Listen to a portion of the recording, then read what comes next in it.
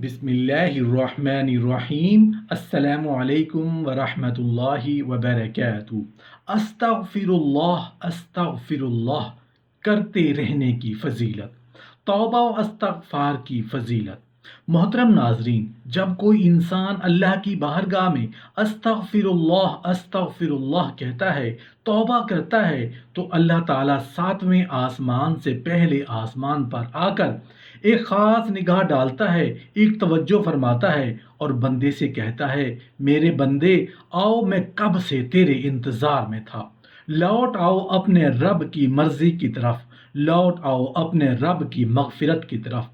استغفار عبادت بھی ہے، گناہوں سے معافی کا ذریعہ بھی ہے اور قرب خداوندی کا ذریعہ بھی ہے۔ جب انسان سے بار بار استغفار ہوگی، قرآن مجید میں ارشاد باری تعالیٰ ہے کہ اللہ استغفار کرنے والوں پر رحم کی بارش کرتا ہے،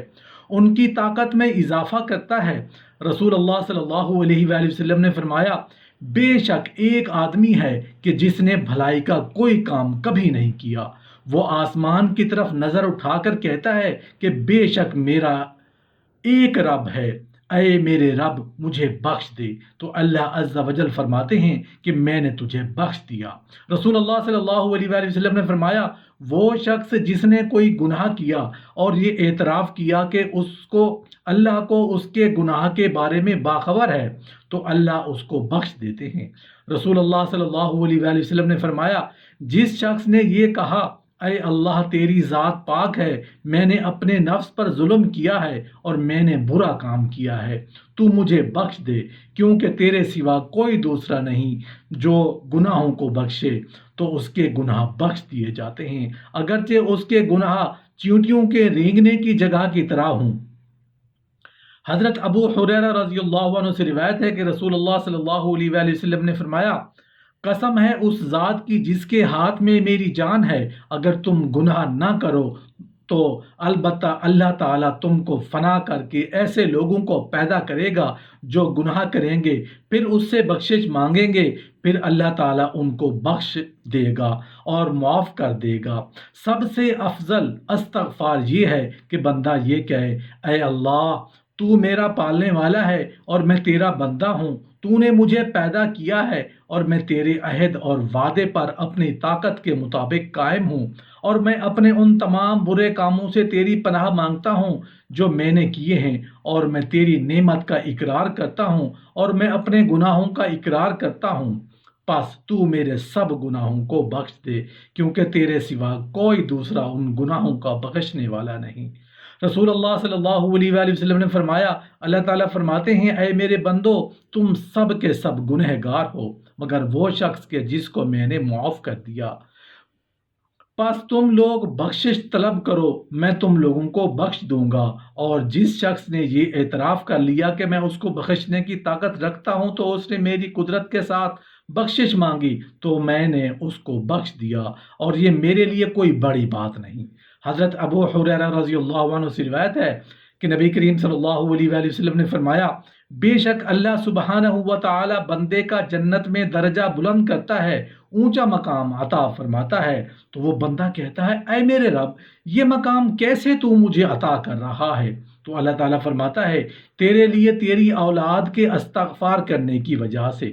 حضرت عائشہ رضی اللہ عنہ سے روایت ہے کہ اللہ کے رسول صلی اللہ علیہ وآلہ وسلم فرماتے ہیں، اے اللہ مجھ کو ان لوگوں میں کر دے جو نیک کام کرتے ہیں تو خوش ہوتے ہیں، اور جب برا کام کرتے ہیں تو اس سے استغفار کرتے ہیں۔ رسول اللہ صلی اللہ علیہ وآلہ وسلم نے فرمایا، جو شخص کثرت سے استغفار کرے تو اللہ تعالیٰ اس کا ہر ایک رنج و غم دور کر دے گا اور ہر تکلیف سے اس کو نجات دے گا، اور اسے ایسی جگہ سے روزی دے گا جہاں سے اس کا گمان بھی نہیں ہوگا۔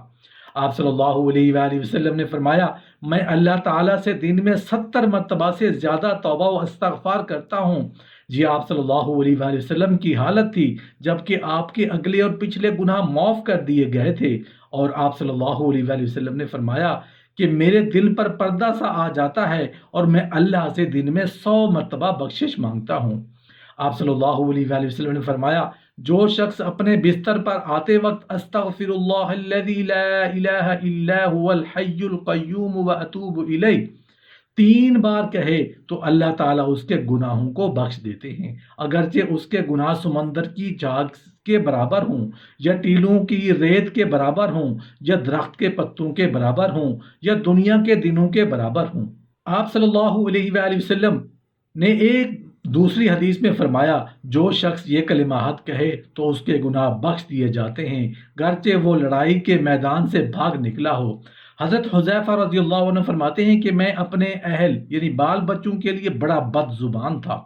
تو ایک دن میں نے رسول اللہ صلی اللہ علیہ وآلہ وسلم سے عرض کیا کہ اے اللہ کے رسول، مجھے ڈر ہے کہ میری زبان مجھے جہنم میں ڈلوا دے گی۔ تو نبی کریم صلی اللہ علیہ وآلہ وسلم نے فرمایا، تو استغفار کیوں نہیں کرتا؟ میں تو ایک دن میں 100 مرتبہ اللہ تعالیٰ سے استغفار کرتا ہوں۔ حضرت عائشہ رضی اللہ عنہ فرماتی ہیں کہ رسول اللہ صلی اللہ علیہ وآلہ وسلم نے مجھ سے فرمایا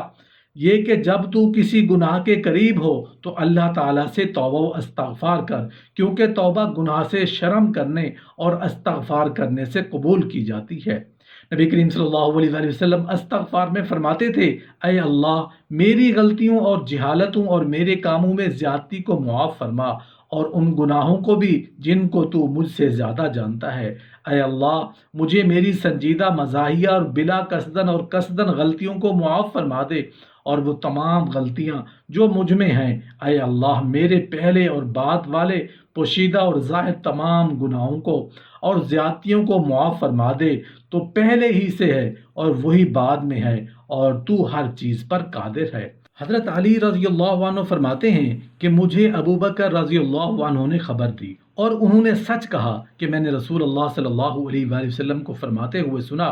جب کوئی بندہ گناہ کر بیٹھتا ہے، پس اگر وہ اچھی طرح وضو کرتا ہے اور کھڑے ہو کر 2 رکعت نماز پڑھتا ہے، پھر اللہ تعالیٰ سے استغفار کرتا ہے تو اللہ اس کے گناہ کو بخش دیتے ہیں۔ پھر اللہ تعالیٰ کے قول کی تلاوت کی، جب ان سے کوئی ناشائستہ کام ہو جاتے یا کوئی گناہ کر بیٹھیں تو فوراً اللہ کا ذکر اور اپنے گناہوں کے لیے استغفار کرتے ہیں، اور اللہ تعالیٰ کے سوا اور کون گناہ کو بخش سکتا ہے، اور وہ لوگ باوجود علم کے کسی برے کام میں اڑ نہیں جاتے۔ دل سے استغفار کرنا جو حقیقتاً مطلوب ہوتا ہے، یہی استغفار دلوں کو گندگی سے صاف دلانے میں بہت سے زیادہ مؤثر ہوتا ہے۔ اس استغفار میں بہت زیادہ فائدہ اور اجر و ثواب، نفع اور بار آوری اور نتیجہ خیزی ہوتی ہے۔ اس سے تکلیف اور پریشانی، غم اور اندوہ دور ہو جاتے ہیں اور مطلوب مقصود حاصل ہوتا ہے۔ اس کی وجہ سے رحمتیں اور برکتیں نازل ہوتی ہیں اور آفتاب و مصیبت دور ہوتی ہیں۔ اس کا فائدہ تمام مخلوقات کو پہنچتا ہے۔ زبان اور دل دونوں سے استغفار کرنا جو کہ کامل فضیلت والا ہوتا ہے، اس استغفار کے ذریعے انسان کے تمام فضائل اکٹھے ہو جاتے ہیں،